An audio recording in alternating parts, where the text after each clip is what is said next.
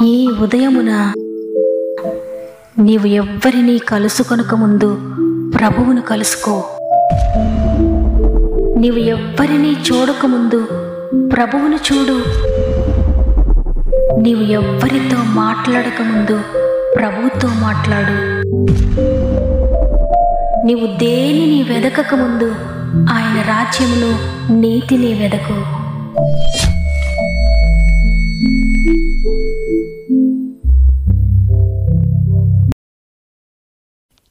Praise the lord. మరి ఒక నూతన ఉదయాన గాడ్ ఫస్ట్ అనే వాగ్దాన కార్యక్రమానికి మిమ్మల్ని, మీ కుటుంబాలందరినీ కూడా మరి ఒకసారి హృదయపూర్వకంగా ఆహ్వానిస్తూ ప్రభు యేసుక్రీస్తు నామములో నా యొక్క హృదయపూర్వకమైన శుభములు మీ అందరికీ తెలియజేస్తున్నాను. మరి ఒకసారి ఈ విధంగా మిమ్మల్ని అందరినీ కలుసుకోవడానికి, దేవుని వాక్యముని మీతో పంచుకోవడానికి దేవుడు నాకు అనుగ్రహించిన ఈ సమయాన్ని బట్టి దేవునికి హృదయపూర్వకంగా కృతజ్ఞత చెల్లిస్తున్నాను. ప్రతిదినము ఈ విధంగా దేవుని స్తుతించే గొప్ప తరుణాన్ని దేవుడు మరల మనకు అందరికీ అనుగ్రహిస్తున్నారు. ఆయన మనపై చూపిస్తున్న అపారమైన ప్రేమ చేత మనకు మరల ఎన్నో అవకాశాలు ఇస్తూ ఉన్నారు. ప్రతిరోజు మానక మనతో మాట్లాడుతున్నారు. నిజంగా ఇంతగా మనల్ని ప్రేమించేవారు, ఇంతగా మన కొరకు ఆలోచించేవారు ఈ లోకంలో ఎవ్వరూ లేరు. ప్రియ దేవుని బిడ్డలారా, ఇంతగా ప్రేమిస్తున్న ప్రభువుని ఈరోజు హృదయపూర్వకంగా ఆరాధిద్దాం. నీ కృపను పొడిగిస్తున్నందుకు వందనాలు, నీ ప్రేమను పొడిగిస్తున్నందుకు వందనాలని ఈ దినమును కృతజ్ఞతాపూర్వకంగా ప్రార్థనతో, వాక్యముతో ప్రారంభిద్దాం. అంతేకాకుండా సమస్యలు, శోధనలో ఉన్న మీరందరూ కూడా మీ యొక్క ప్రతి ప్రార్థన అవసరతను కామెంట్ ద్వారా నాకు తెలియచేయండి. సృష్టికర్త అయిన దేవుని చేతుల్లో మీరు ఉన్నారు. భయపడకండి, దిగులు పడకండి. మీరు దాటలేని ప్రతి పరిస్థితిని కూడా ఆయన చేపట్టి దాటించబోతున్నాడు. సమస్త మహిమ, ఘనత, ప్రభావములు దేవునికే చెల్లునుగాక. దేవుడు మనకు అనుగ్రహిస్తున్న శ్రేష్టమైన వాగ్దానం 2వ రాజుల గ్రంథము 20వ అధ్యాయము 5వ వచనము. నీవు కన్నీళ్లు విడుచుట చూచితిని, నీ ప్రార్థన నేను అంగీకరించి ఉన్నాను. ఆమేన్. నా ఎదుట ఎన్నో ఛాలెంజెస్ ఉన్నాయి. నా ఎదుట ఎన్నో దాటలేని పరిస్థితులు నాకున్నాయి. వీటన్నిటిని గూర్చి నేను ఎంతో కాలంగా ఎదురు చూస్తున్నాను, ఎంతో కాలంగా ప్రార్థిస్తున్నాను అని ఈరోజు కూడా దుఃఖంతో నీ మాటలు వింటున్నారా? ఎంతో కాలంగా మీరు ఏడుస్తూ ఉన్నారా? ఓదార్చేవారు కూడా లేక ఎవ్వరికీ కనబడకుండా ఏడుస్తూ ఉన్నారా? నీ దుఃఖాన్ని, నీ కన్నిటిని చూచిన దేవుడు నీకు వాగ్దానం ఇస్తున్నారు. చాలా కాలం నుండి ఏడ్చావు కదా, ఇక చాలు. నీవు కన్నీళ్లు విడుచుట నేను చూచాను, నీ ప్రార్థన నేను అంగీకరించాను, నిన్ను బాగు చేస్తానని. నీవు ప్రతిదినము అనేక సందర్భాల్లో నీ పిల్లల్ని గురించి ఏడుస్తున్నావు, నీ భర్తని గురించి ఏడుస్తున్నావు, నీ భార్యను గురించి ఏడుస్తున్నావు, నీ ఆర్థిక విషయాలను గురించి ఏడుస్తున్నావు, నీ అనారోగ్య విషయాలను గురించి ఏడుస్తున్నావు. నీ దుఃఖాన్ని సంతోషంగా మార్చడానికి ప్రభు ఈరోజు నీ గృహంలో అడుగుపెట్టారు. ఆయన వాక్కు నీ గృహంలోనికి వచ్చింది. ఆయన తన వాక్కును పంపించారు. నీ కన్నీరు నేను చూచాను, నీ ప్రార్థన విన్నాను, ఇక దుఃఖపడొద్దు, నేను నిన్ను బాగు చేస్తానని దేవుడు హిజ్కియాతో మాట్లాడిన మాట ఇది. మనందరికీ కూడా హిజ్కియా యొక్క జీవితం తెలుసు. ఆయనను దేవుడు ఏ విధంగా స్వస్థపరిచారో తెలుసు. అయితే హిజ్కియాని గురించి దేవుడు మరలా మనకు గుర్తు చేస్తున్నారు. ఎందుకంటే ఆనాడు హిజ్కియా జీవితంలో నేను ఎటువంటి కార్యమైతే చేశానో అటువంటి కార్యముని నేను ఇప్పుడు కూడా నీ జీవితంలో చేయగలను. నిన్న నేడు నిరంతరం నేను ఏకరీతిగా ఉన్నాను అని మనకు తెలియచేయడానికే. చూడండి, హిజ్కియా భయంకరమైన మానని పుండుతో బాధపడుతూ ఉన్నాడు. బాధపడుతూ ఉన్నప్పుడు యెషయా ప్రవక్త హిజ్కియా దగ్గరకు వచ్చి చెప్పాడు, నీ సమయం అయిపోయింది, నీ ఇల్లు చక్కబెట్టుగా అని. ఆ వార్త వినగానే హిజ్కియా గుండె పగిలిపోయింది. ఎందుకంటే చాలా భారాలు, బాధ్యతలు తన ఎదుట ఉన్నాయి. కుటుంబ బాధ్యత ఉంది. గొప్ప రాజుగా ఉన్నాడు కాబట్టి ఆ రాజ్య భారమంతా కూడా హిజ్కియాపై ఉంది. యవనస్తుడిగానే ఉన్నాడు కాబట్టి నేను చాలా సంవత్సరాలు బ్రతుకుతాను అనుకున్నాడు. ఎన్నో ప్రణాళికలు వేసుకున్నాడు, ఎన్నో ఆలోచనలు కలిగి ఉన్నాడు తన భవిష్యత్తుని గూర్చి. ఇటువంటి సమయంలో మరణం ఎదురైంది. నీ ఇల్లు చక్కబెట్టుకో అన్న మాట వినబడగానే హిజ్కియాకు కన్నీరొచ్చింది. అయితే తన కన్నీటిని ఎవ్వరితో కూడా పంచుకోలేదు. తన హృదయంలో ఉన్న బాధను ఫ్రెండ్స్తో కానీ ఎవరితో కూడా పంచుకోలేదు. గొప్ప రాజ్యానికి అధికారిగా ఉండి రాజుగా ఉన్న హిజ్కియాకు ఏది తక్కువ లేదు. ఎంత ఖరీదైన వైద్యాన్నైనా చేయించుకోగలడు, ఏదైనా చేయగలిగిన సమర్థత తనకుంది. అయితే అవేవి కూడా ప్రయత్నాలు చేయలేదు. తన భార్య దగ్గరికి వెళ్ళి ఏడుస్తూ కూర్చోలేదు. ఎందుకంటే ఆయనకు తెలుసు, నా ఆయుష్కాలను పొడిగించగలిగిన శక్తి ఈ లోకంలో ఏ డాక్టర్స్కి లేదు, ఈ లోకంలో మనుషులు ఎవ్వరికీ లేదు. వారు ఒకవేళ వైద్యం చేయగలుగుతారు, కానీ నా ఆయుష్కాలము, నా జీవితము, నా సమస్తము నా ప్రభు చేతుల్లో ఉంది. నేను బ్రతకాలంటే ఆయనే బ్రతికించగలడు. జీవమరణములు ఆయన చేతుల్లో ఉన్నాయని పరిగెత్తుకుంటూ ఆయన సన్నిధిలోకి వెళ్ళిపోయాడు. కన్నీరు కారుస్తున్నాడు. నా ఆయుష్కాలను పొడిగించయ్యా, ఇంక కొంతకాలం నాకు దయచేయండి. నా ఆయుష్కాలను పొడిగిస్తే నేను నీ కొరకు బ్రతుకుతాను. మీరు నాకు ఇచ్చిన దినములన్నీ నీ రాజ్య వ్యాప్తి కొరకు నేను వాడతానని విరిగి నలిగిన హృదయంతో కన్నీటితో మొరపెట్టుకున్నాడు. విరిగిపోయాడు, కరిగిపోయాడు. నేను రాజును కదా అనుకోలేదు, నేను చాలా గొప్పవాడను కదా, నేను కన్నీరు కార్చాల్సిన అవసరం ఏంటో అనుకోలేదు. కానీ ప్రభు సన్నిధిలో మోకరించగానే కన్నీటితో ప్రార్థించాడు. మన పిల్లలు కన్నీరు కారిస్తే మనం ఏ విధంగా చూడలేమో, కరిగిపోతామో, అదేవిధంగా మన కన్నా నిజమైన తండ్రి మన కన్నీటిని కూడా చూచి ఊరకుండలేడు. ఆయన కూడా కరిగిపోతాడు మనం కన్నీరు కారుస్తుంటే ఆయన సన్నిధిలో. హిజ్కియా ఆయన సన్నిధిలో కన్నీరు కారుస్తూ ఉంటే ప్రభు కరిగిపోయాడు. వెంటనే జవాబిచ్చాడు, నీవు కన్నీరు కాచడం నేను చూచాను, నీ ప్రార్థన నేను విన్నాను, నిన్ను తప్పకుండా బాగు చేస్తాను, నీ ఆయుష్కాలను పొడిగిస్తున్నానని. ఈరోజు దేవుడు మనకు తెలియజేయాలనుకుంటున్న ఒక గొప్ప విషయం ఏంటంటే, కన్నీటి ప్రార్థనను త్రోసివేసే దేవుని కాదు నేను అని. కన్నీటి ప్రార్థన అంటే మన కష్టాలను గుర్తు చేసుకొని, మన బాధలను గుర్తు చేసుకొని, మన లోటులను గుర్తు చేసుకొని కన్నీరు కాచడం కాదు. కానీ తండ్రి, నీవు చేసే ఈ కార్యానికి నేను యోగ్యురాలను కాదు, నేను మహాపాపినయ్యా, నిన్ను తండ్రి అని పిలవడానికి కూడా నేను యోగ్యుడను కాదు, యోగ్యురాలను కాదు. అయినప్పటికీ తండ్రి అనే పిలిచే గొప్ప భాగ్యం మాకు ఇచ్చారు, నిన్ను ప్రార్థించే భాగ్యం ఇచ్చారయ్యా. అందుకొరకు నీకు కృతజ్ఞతలు తండ్రి. అయోగ్యుడను అయోగ్యురాలని నా ప్రార్థన మీరు వింటున్నందుకు వందనాలని. ఈ విధంగా మన అయోగ్యతను గుర్తు చేసుకుంటూ, మన అసమర్థతను గుర్తు చేసుకుంటూ, విరిగి నలిగిన హృదయంతో మనం ప్రార్థించినప్పుడు ఆ ప్రార్థన వెంటనే దేవుని సన్నిధికి చేరుతుంది. దేవుని దగ్గర నుండి తప్పక జవాబు వస్తుంది. హిజ్కియా జీవితంలో అదే జరిగింది. హిజ్కియా ఎంత గొప్పవానిగా ఉన్నా, ఎంత ఉన్నత స్థితిలో ఉన్నా, ప్రభు సన్నిధిలోకి వచ్చినప్పుడు తను తగ్గించుకున్నాడు. నేను కాదన్నాడు, నా భక్తి కాదన్నాడు, కేవలం నీ కృపను బట్టి మాత్రమే నా ఆయుష్కాలను పొడిగించని ప్రార్థించాడు. ఈరోజు ఈ మాటలు వింటున్న ప్రియ దేవుని బిడ్డ, ఎన్నో కన్నీటి పరిస్థితులు నాకున్నాయి.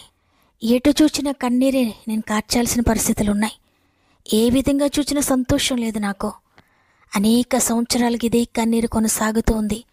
నా కన్నీటికి ఇంకా అంతము లేదా అని దుఃఖంతో ఈ మాటలు వింటున్నారేమో. ఈ వాగ్దానం నీ కొరికే ప్రియ దేవుని బిడ్డలారా, మీరు కూడా హిజ్కియా వలె మిమ్మల్ని మీరు తగ్గించుకొని ఆయనను హెచ్చించి ఆయన సందులో మోకరించినప్పుడు దేవుడు దిగి వస్తాడు నీ దగ్గరకు. నీ కార్యములు చేయడానికి ఆయన దూతలను పంపిస్తాడు.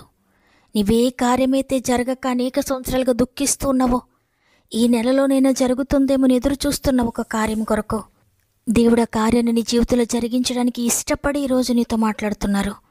నీవు గనుక ఆయనకు ఒబే అయితే, నిన్ను నువ్వు తగ్గించుకుంటే, నేను కాదు, నన్ను బట్టి కాదు, నా క్రియలు కాదు, నా భక్తి కాదని నిన్ను నువ్వు తగ్గించుకొని, నిన్ను నువ్వు నలుగుగట్టుకొని దేవుని హెచ్చించి ఆయన కృప కొరకు వేడుకుంటే తప్పకుండా నీ జీవితంలో కూడా దేవుడు నీ దుఃఖ దినములన్నీ సమాప్తం చేయబోతున్నాడు. నీ కన్నీటి పరిస్థితులన్నిటికీ కూడా విడుదలను దేవుడు నీకు ఇవ్వబోతున్నాడు. కాబట్టి ఇక కన్నీరు కార్చొద్దు, ఇక నీ కళ్ళల్లోండి కన్నీరు రానివద్దు. నిరీక్షించు, దేవుని వాక్కును గట్టిగా పట్టుకొని ప్రార్థించు. అద్భుతాన్ని నువ్వు చూడబోతున్నావు. కన్నీళ్ళే పానములైన, కఠిన దుఃఖ బాధలైన, స్థితిగతులై మారిన, అవకాశం చేజారిన. కన్నీళ్ళే పానములైన, కఠిన దుఃఖ బాధలైన, స్థితిగతులే మారిన, అవకాశం చేజారిన. మారదు యేసు ప్రేమ, నిత్యుడైన తండ్రి ప్రేమ. మారదు యేసు ప్రేమ, నిత్యుడైన తండ్రి ప్రేమ. మారదు యేసు ప్రేమ, నిత్యుడైన తండ్రి ప్రేమ. మారదు యేసు ప్రేమ, నిత్యుడైన తండ్రి ప్రేమ. అంతా నా మేలుకి ఆరాధన యేసుకి, అంతా నా మంచికి తన చిత్తమునకు తల వంచితే. ఆరాధనాపను స్తుతించుట మానను, ఆరాధనాపను స్తుతించుట స్తుతించుట మానను, స్తుతించుట మానను. అంతా నా మేలుకే, ఆరాధన యేసుకే. అంతా నా మంచికే, తన చిత్తమునకు తల వంచితే, తన చిత్తమునకు తల వంచితే. ఆరాధన ఆపను, స్తుతించుట మానను. ఆరాధన ఆపను, స్తుతించుట మానను. స్తుతించుట మానను, స్తుతించుట మానను, స్తుతించుట మానను. వాగ్దానాన్ని నమ్ముతున్నానన్న వారు ఒక్క నిమిషం నాతో మోకరిస్తారా? దేవుని సందులో మొరపెట్టుకుందాం. ప్రేమగల తండ్రి, నీకు వందనాలు. ఈరోజు నిన్ను స్తుతించే గొప్ప భాగ్యాన్ని మరొకసారి మాకు అనుగ్రహించినందుకు నీకు కృతజ్ఞతాస్తుతులు చెల్లిస్తూ ఉన్నాను. అద్భుతకరమైన వాగ్దానం మాకు అనుగ్రహించారయ్యా. నీవు కన్నీటితో చేసిన ప్రార్థన నేను విన్నాను, నీకు జవాబు ఇవ్వబోతున్నాను అని. తండ్రి, మీరిచ్చిన వాగ్దానం బట్టి నీకు స్తుతులు. ఎంతమంది హృదయపూర్వకంగా ఈ వాగ్దానాన్ని విశ్వసిస్తున్నారో, నమ్ముట నీవులైతే నమ్మువానికి సమస్తము సాధ్యమని సెలవిచ్చిన నిన్ను బట్టి ప్రతి ఒక్కరి జీవితంలో వాగ్దానమును మీరు నెరవేరుస్తున్నారు నమ్ముతున్నాను. వారి కన్నీటి పరిస్థితులు ఏవైనప్పటికీ కూడా, వారి దుఃఖానికి కారణం ఏదైనా, అది ఎంత పెద్దదైనా ఎంత చిన్నదైనా, ఎవరికి సాధ్యము కానిదైనా, ఎవరు చెయ్యలేనిదైనా, అసాధ్యాలను సాధ్యపరిచే దేవా, నీకు అసాధ్యం కాదయ్యా. నీకు సమస్తము సాధ్యమే. మీరు సెలవిచ్చారు, నాకు అసాధ్యమైంది ఏదైనా కలదా అని. అవును తండ్రి, మృతులను కూడా సజీవులుగా చేసే శక్తి నీకుంది. లేని వాటిని ఉన్న వాటిగా పిలిచే శక్తి నీకుంది. ఈరోజు వాగ్దానాన్ని ఎంతమంది నమ్మి ఏ కన్నీటి పరిస్థితుల గురించి మరలా ప్రార్థిస్తున్నారో, ప్రతి ప్రార్థనకు ఆమెను అనబోతున్న దేవానికి వందనాలు. ప్రతి ప్రార్థనకు జవాబిస్తున్న తండ్రి నీకు వందనాలు. హిజ్కియాకు వెంటనే ఏ విధంగా జవాబిచ్చారో అదేవిధంగా హిజ్కియా వలె తగ్గించుకుని ఎంతమంది ప్రార్థిస్తున్నారో, ప్రతి ఒక్కరికి మీరు వెంటనే జవాబిస్తున్నారు నమ్ముతున్నాను తండ్రి. వారి ప్రతి పరిస్థితిని కూడా నీ చేతిలో పెడుతున్నాను.